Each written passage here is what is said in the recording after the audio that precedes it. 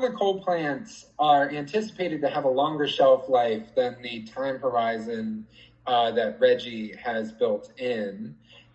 Is it the plan to eliminate those jobs and offer job training programs if there's that mismatch between the shelf life, if you will, and the time horizon built into RGGI? Yeah.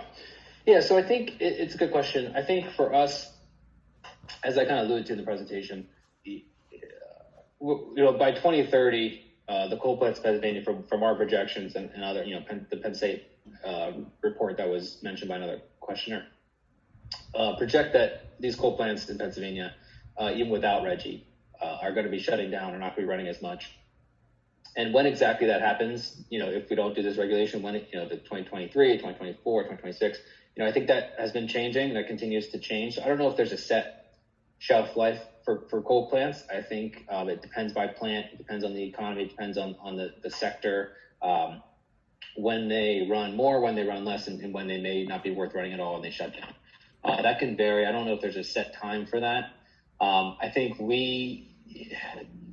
and that's a broad, it's an important Pennsylvania issue for sure. I think when it comes to this regulation, I think we recognize that there's no doubt that this regulation will change when that year is. That could change, could make it happen sooner for sure.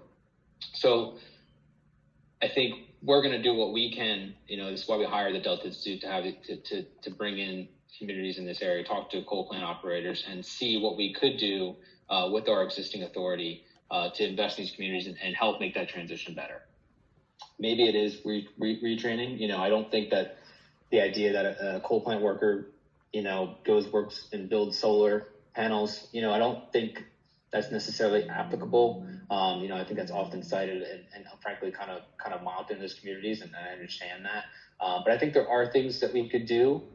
If you do, a coal plant operator is trained to be a natural gas operator, I think some people would interpret that as reducing air pollution. So I think we see that category of that mandate of having to reduce air pollution as a very broad thing, a broad interpretation of that. So I think we want to have conversations about how to use these proceeds and along with that broad interpretation, and see if it is worker retraining or if it's something else that we do in these communities to help ease that transition. That again, that is occurring anyway, but I think we see RGGI as an opportunity to kind of invest in those communities directly and ease that transition instead of, make it more of a glide path instead of a sharp shut off. So it's kind of, I think, our perspective on it.